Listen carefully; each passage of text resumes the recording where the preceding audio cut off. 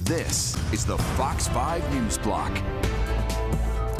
More Israeli hostages are back home tonight. Why this latest release is sparking outrage, though. And we are a little more than 24 hours from the big game. We're talking about the latest on the effort to keep everyone in the Big Easy safe following a recent terrorist attack there. Good afternoon. I'm Arthur Chian. Welcome to the News Block. Those stories in just a moment, but let's take a live look outside right now. This shot of the Brooklyn Bridge.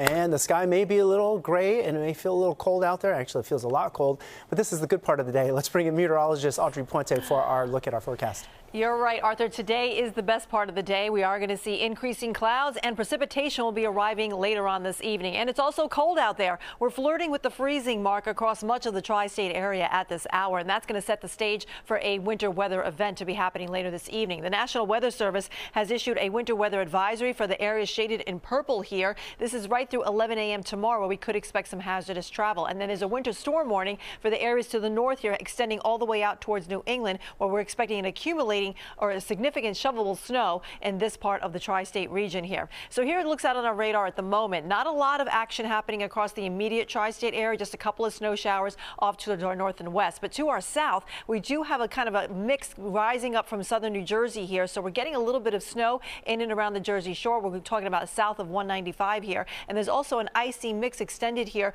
right from Ocean City on westward here. And then a quick change over to rain the closer you get to Wildwood as well as over towards Cape May. Now this is slowly creeping northward here, and we do expect a lot of the precipitation to start off with a little bit of a mix depending on the temperature trend where you're at. Now off to the north here, a lot of snow being found across the Great Lakes. That's headed in our direction as well, and most of that will be passing off to our north here, at least the steadiest and heaviest snow. That doesn't rule out that we're going to have snow across our region, because we will. The worst of the system will be affecting us between 7 p.m. and 1 a.m. on Sunday morning, and we're expecting a snow to start with a transition to a wintry mix. That means we'll get snow, sleet, and rain across the entire tri-state area. Now, ice accumulations will also be a factor here. We're expecting just a little less than 1/10 of an inch, which will produce a light glaze on any surfaces. So it will be quite slippery, not only for tonight, but even tomorrow morning. Once the precipitation is over, we'll have very cold temperatures, which will have a light glaze sustained across some of our surfaces in the morning. So expect hazardous travel overnight, especially during that time frame I just mentioned. And we're going to talk about the totals of snow that you can expect in your area coming up. Arthur? Right. Thank you so much, Audrey. Well, a lot of municipalities are doing what Long Island is doing, which is letting people know they are ready for the snow. Nassau County Executive Bruce Blakeman says 80 trucks will start treating the streets as of 6 o'clock tonight, and crews will be out all night plowing and salting. He also says the county's warming center at Mitchell Field will be open 24 hours round the clock for people who lose power or heat. Chinese-made products coming to the U.S., including cell phones, TVs, computers. All these devices now face a 10% tariff. But if you are looking to buy any of these items, you still have time before those prices go up. Fox 5's Richard Jacobus breaks down what you need to know about this. With Super Bowl weekend fast approaching, you may be trying to find the place with the biggest TV screen. Well, some are on sale here at PC Richards on the Upper West Side, but these sales could slow come spring if that tax on China stays in effect. China doesn't want me to say, well, now you added 10% to the TV, I'm not going to buy a TV anymore. That hurts their economy.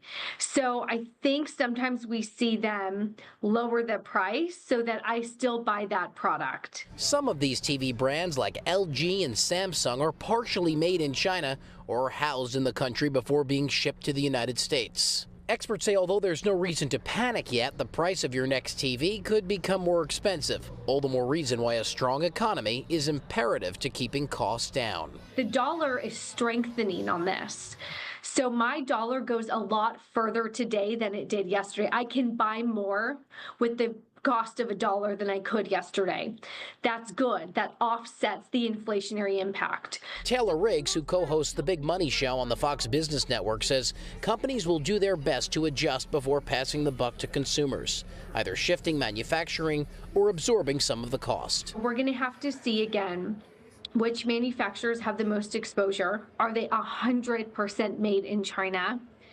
Are there portions that are gathered? Remember, after COVID, supply chains are diversified. We now no longer only make things in China. Did you ever hear that old adage, never buy a TV right before the Super Bowl, always wait until after when the big deals happen this year?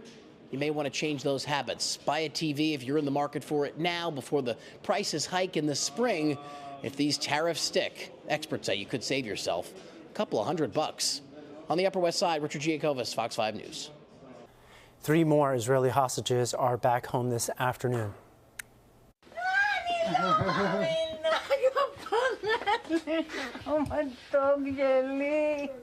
As part of the ceasefire deal, Hamas released 52-year-old Eli Sharabi, 34-year-old Or Levy, and 56-year-old Ohad Ben Ami.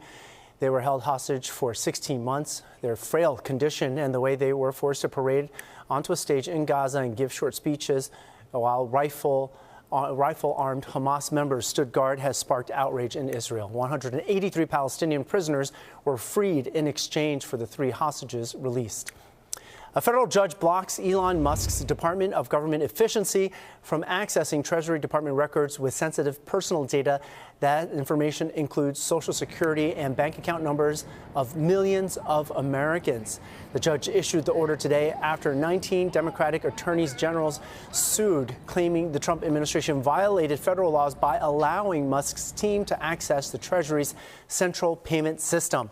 DOGE was created by executive order. Trump claims its goal is to get rid of wasteful government spending. Super Bowl 59 kicks off tomorrow when the Philadelphia Eagles and the Kansas City Chiefs go head-to-head in New Orleans. Rebecca Castor is in the Big Easy with the latest on what officials there are doing to keep the more than 120,000 fans flooding the city safe this weekend. It's been just over a month since New Orleans' French Quarter was the target of a deadly terror attack. But hundreds of National Guardsmen and DHS agents are in town to ensure football fans can focus on having a good time. Roadblocks are up on New Orleans' iconic Bourbon Street, one of many security enhancements through the city ahead of Super Bowl Sunday. There are a lot of road closures in the area, so plan your route ahead. This is a walking city. It is the best option to get to the Super Bowl. Officials are urging visitors, if they see something suspicious, say something, but are also telling fans to have fun. Preparation started well over a year ago. President Trump is going to be here for the Super Bowl. I think that speaks volumes. It was just so many people working together to ensure that Americans got to come and enjoy the Super Bowl. The long-awaited Super Bowl 59 drawing fans from around the globe, as millions more are expected to tune in from home. I can't wait. It's going to be an awesome game. Too bad I can't go. But it's nice on TV. When you're looking at a 65 or 75-inch screen, it's great. For some, it's not the game, but the food they're most looking forward to. Buffalo chicken dip, some wings, some ribs, all the good stuff. For others, it's the ads. The commercials. The commercials? Especially the Budweiser one. A 30-second spot this year costing an eye-popping $8 million. There's also the halftime show. There's a lot of buzz around that. Hoping to see a big performance by Kendrick Lamar, you know. It's the city of music, and for all the Swifties out there, we can confirm that Taylor Swift is in town to see if her boyfriend Travis Kelce and the Chiefs can pull off a history-making three-peat. From New Orleans, Bourbon Street, Rebecca Castor, Fox News.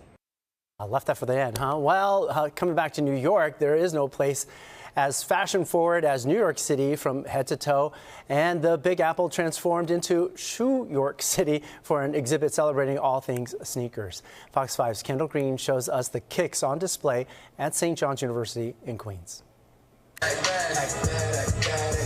St. John's is celebrating the soul behind the soles, and We Are Shoe York, an exhibit highlighting the rich sneaker culture of New York City. Because of sneaker culture's inseparable marriage to hip-hop, New York is the sneaker capital. The on-campus exhibit features an iconic showcase of rare and classic sneakers, a source of inspiration for students. Customized sneakers is an area that has tremendous growth because it gives students and kids the ability to be individuals. And in New York City fashion, the exhibit's modeled after the subway. All the backdrops, we focused on the 5 boroughs of New York City.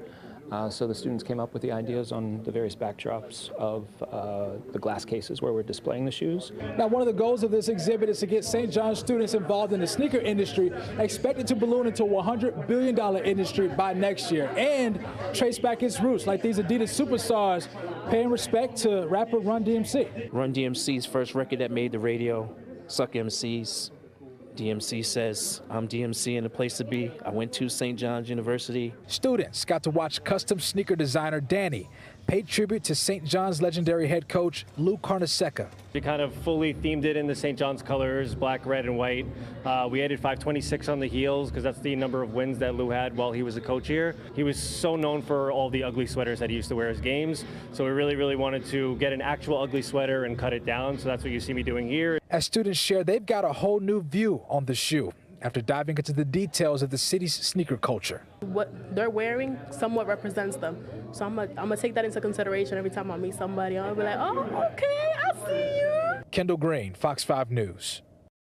Well, meteorologist Audrey Puente promised to tell us how much snow we're getting. She's here with that now. Hey, Audrey. Hi, Arthur. Well, right now we're taking a look at the radar, and we're seeing that we are seeing an icy mix coming into portions of New Jersey. Snow is edging its way into your screen here, and it's all part of a larger system that is headed in our direction. We're expecting the worst of the conditions to start after about 7 o'clock, lasting during the overnight hours. And behind the system, it will turn much drier. That air will rush in here just in time for our Sunday. So wider scope of the futurecast shows that system kind of working its way into the region here. We can see snow eventually overspreading the tri-state area. Actually, I want to fast forward this to the next graphic. Okay, maybe not. Actually, we're going to see that the snow is moving in. It'll come down steady and heavy at times across the region here. Here it is. And we'll see that we do have an area shaded in pink here, indicating that we're going to see a little bit of a mix coming into the city here. So I think snow totals may be kept at the lower end here in areas across the city and southward. It's off to the north. You can see the darker shaded tones showing a steady snowfall, and that's where we'll see the highest accumulations going up to the Hudson Valley as well as over towards New England, where they're going to close in on a foot across parts of Massachusetts. But it's going to be an icy mix during the overnight hours, and after midnight we'll see a change over to rain across parts of New Jersey. Everything moves to the east here, so after, let's say, about 2 a.m. we'll see things kind of quiet down. But on the back side of it, there could be one last burst of snow around 6 a.m. tomorrow east of the Hudson River and across Connecticut, and then everything shifts off to the east here into New England, and we'll actually break into sunshine by lunchtime tomorrow. So we'll generally see a mix of sun and clouds as we go through our Sunday here, and it'll be pretty cold too. Snowfall amounts, again, highest off to the north here. This is where we close in on about 6 inches in and around Poughkeepsie and Monticello. We're going with 3 inches here in the city. It may be slightly lower than that, and of course lighter amounts being found across central and southern New Jersey, where they will see mainly rain. There's also other systems headed in our direction for the middle part of next week. Arthur, over to you. I guess winter's not over yet. Not yet. All right, thanks so much, Audrey. Well, that is your 4 o'clock news block here on the East Coast. I'm Arthur Chan. Thanks for joining us. We're going to see you back here in less than an hour.